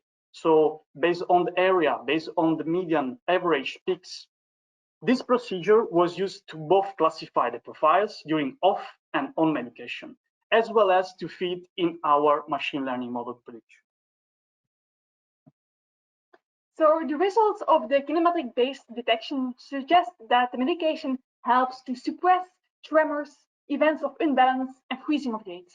It indicates the importance and the benefits associated with taking the medication correctly. However, Greg and many other people with Parkinson's disease experience memory loss. Therefore, there is a need for a tool that assesses whether medication has already been taken or not. And the approach we took for this tool is a machine learning approach. So based on data that's collected by wearable sensors during a single step, we are now able to predict the medicine condition. We have trained 2 different models. The first one is based on the kinematics, and it's outperforming the second model, which is only based on the acceleration data.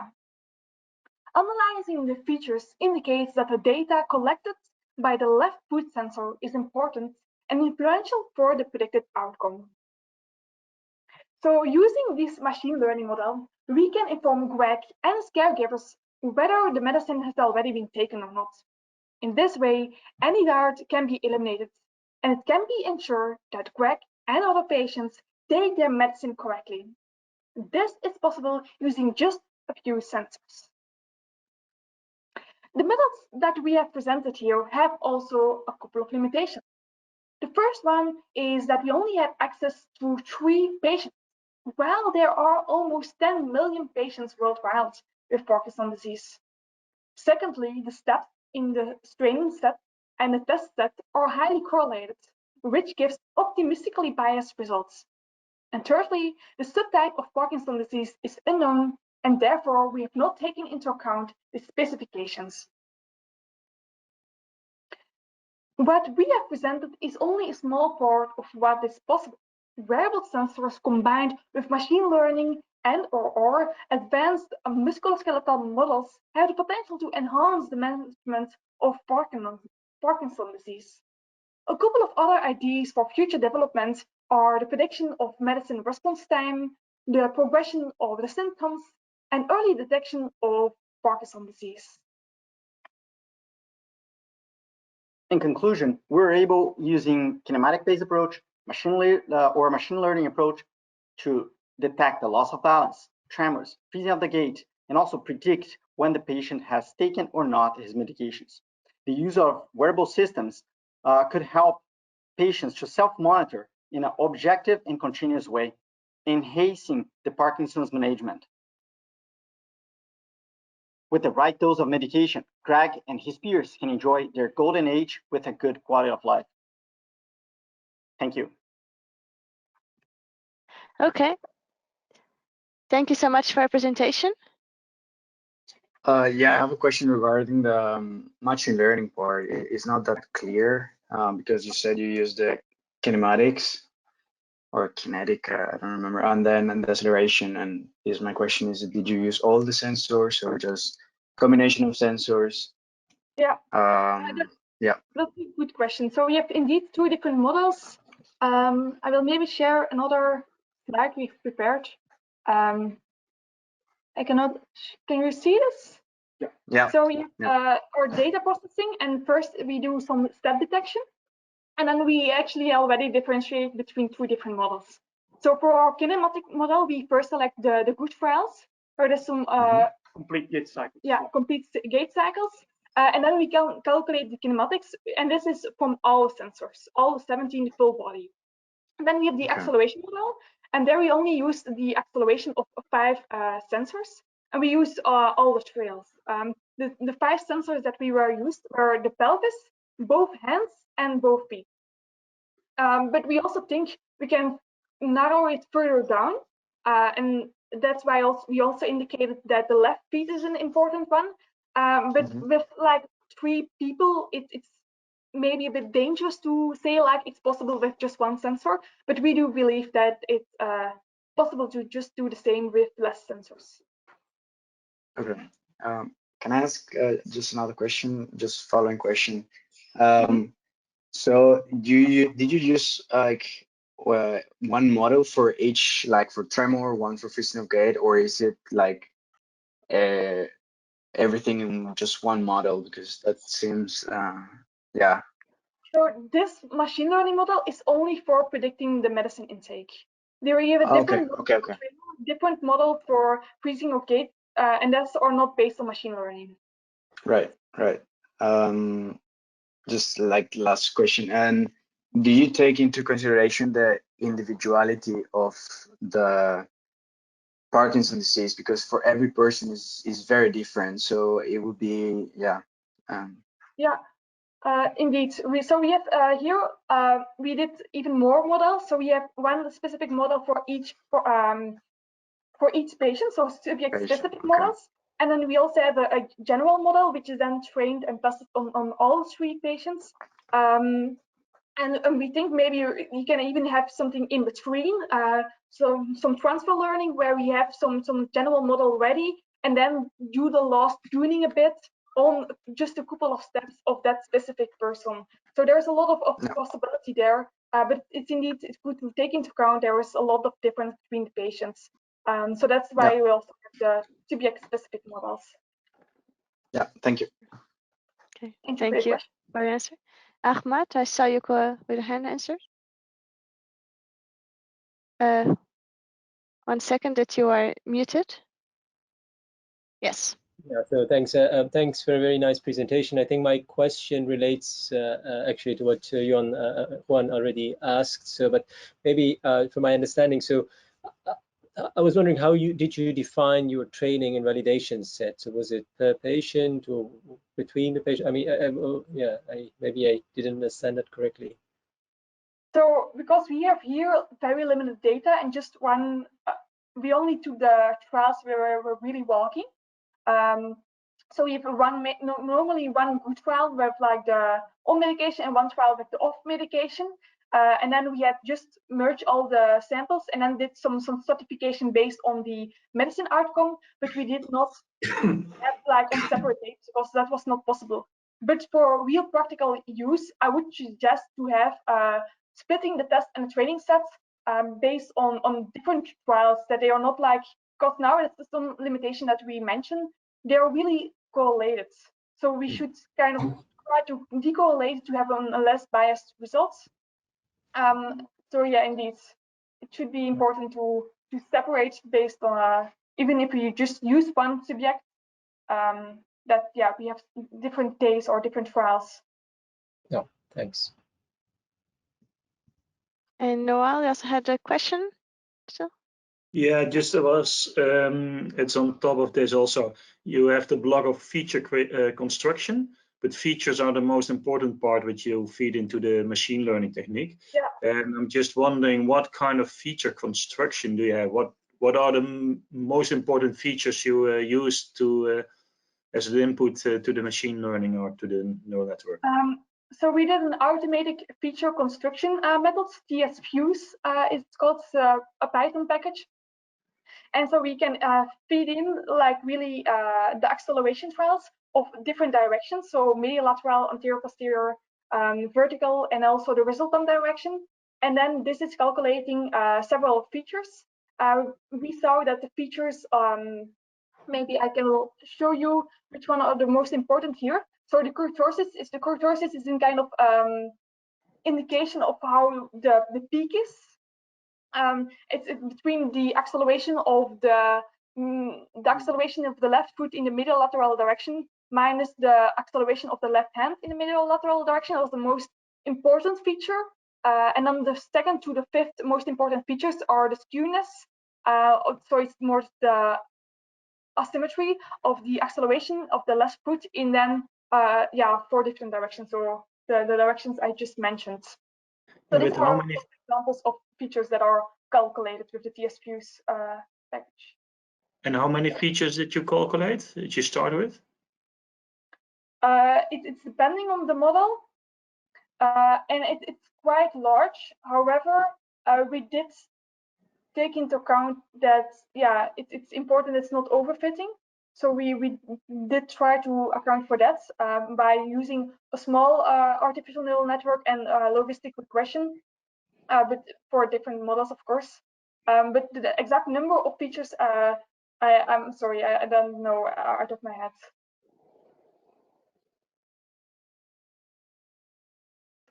Okay, thank you. Thank you. Thank you. So I would say that we go for the last presentation. Okay, thank you for your question. Thank you. So thank you. We are Brock Biomechanics 2.0. We are located in St. Catharines in Southern Ontario, Canada. Our fourth group member couldn't be with us here today, so this presentation is for you, Paco.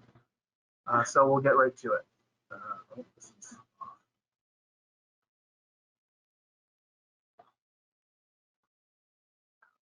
Okay.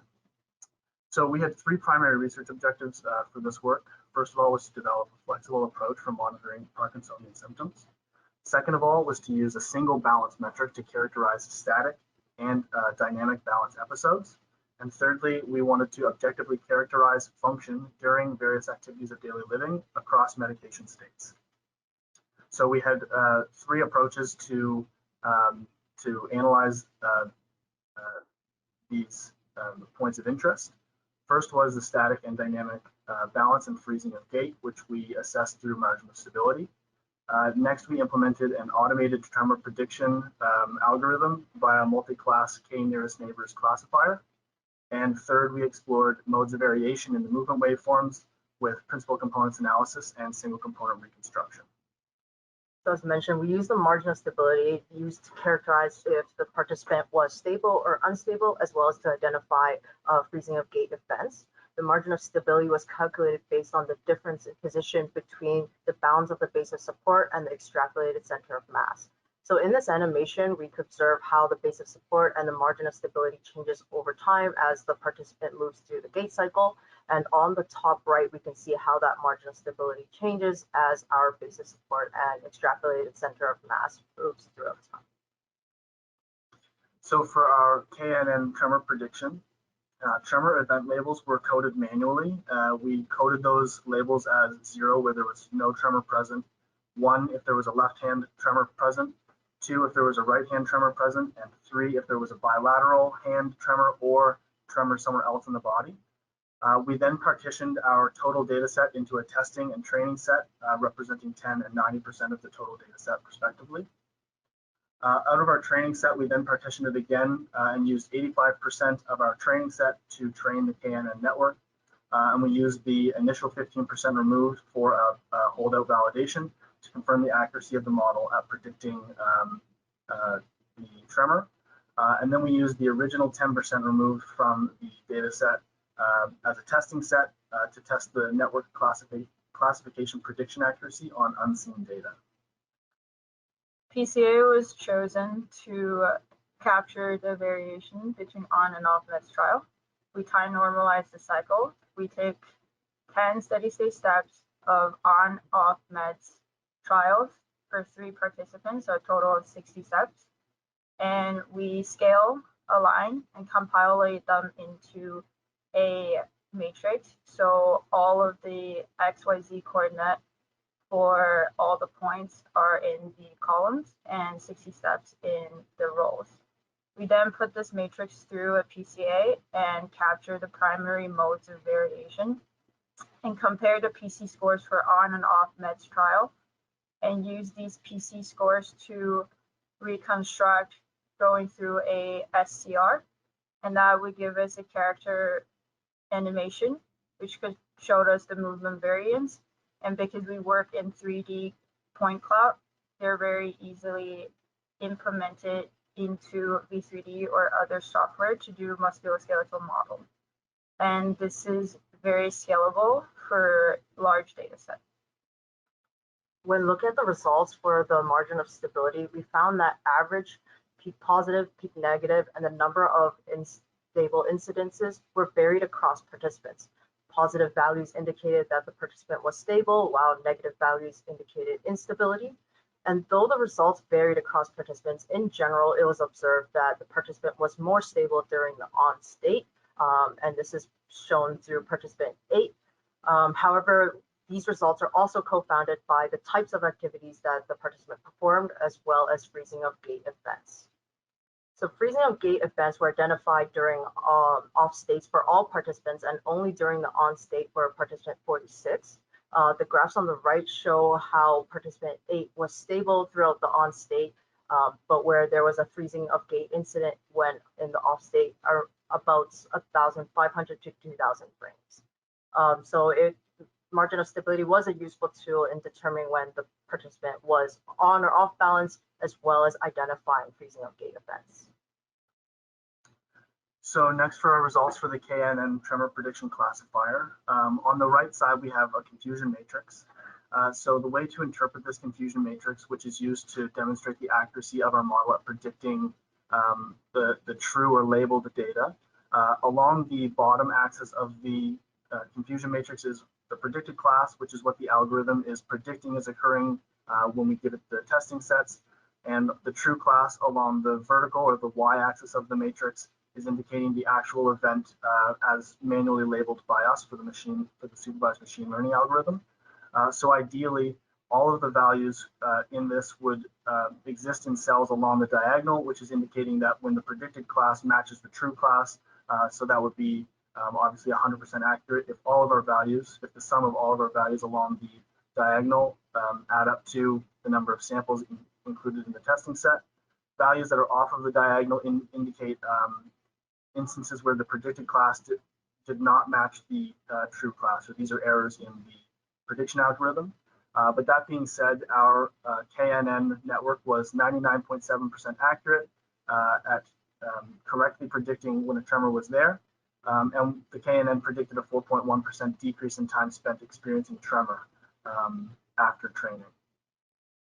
And so our algorithm was used to develop an animation. In this animation, we have a banner at the top that will flash and change color when there's a left hand tremor detected versus no tremor versus a right or bilateral tremor. And you can see this animation as it's moving. The tremor is occurring in the left hand, and that banner updates as we progress.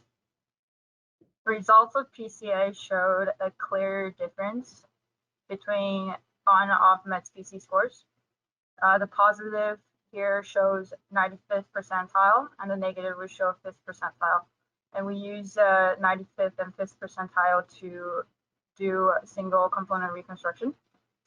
And so PC1 and 2 here combined explain over 99% of the variance in our data set, which represent trunk forward bend plus arm rigidity and stride length plus gait speed respectively.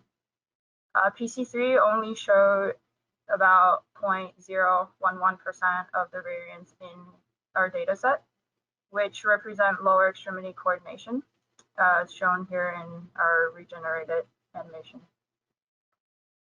So the clinical relevance and application overall for our project, specifically our MOS analyses provide accessible metrics for monitoring activities of daily living in Parkinson's disease patients. Our KNN classifier objectively monitors and characterizes Parkinson's disease tremors for online or post-hoc analyses and is capable of taking multiple inputs, not just a whole body data set of joint angles, but also capable of taking principal components analysis, SCR, and other kinematic inputs as inputs for prediction. And we use PCA and SCR because they're useful biomechanical tools to help visualize the motor task variability, particularly in large data sets where data reduction features and techniques are favorable. And the key takeaway from our project is that our approach can provide objective real-time monitoring of symptoms for rehabilitation tracking and for pharmacotherapy via plugins into the NVN software as well as to a MATLAB. So this can be launched in the field, in the clinic, at home, or in a research setting as well.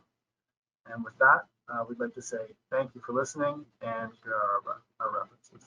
Yeah, you can hear me. Thank you for your presentation. You did some very nice work. I was wondering in the detection of freezing of gait, how well you're able to distinguish between regular standing still, so someone stopping walking, and freezing of gait. Yeah, so that was a little difficult to do given the data set, and that's why the margin of stability was kind of co-founded by the activities that the participant performed. So for instance, if the participant was touching a bed, that basis support all of a sudden was enhanced, which we couldn't factor in. So when doing our analysis, we cut it so that it's only within a walking trial, and that we were determining freezing of gait within that. Versus if we were to just look at a static standing trial, it would be very similar to what a freezing of gait would look like. But with the freezing of gait, you also have some sort of kind of that intent of initiating gait. And you'll see that with the results. Whereas if you're static, there wouldn't be that intent. That person would just be standing still. Okay, thank you. Thank you. I didn't see all the hands, so yeah, Ahmed.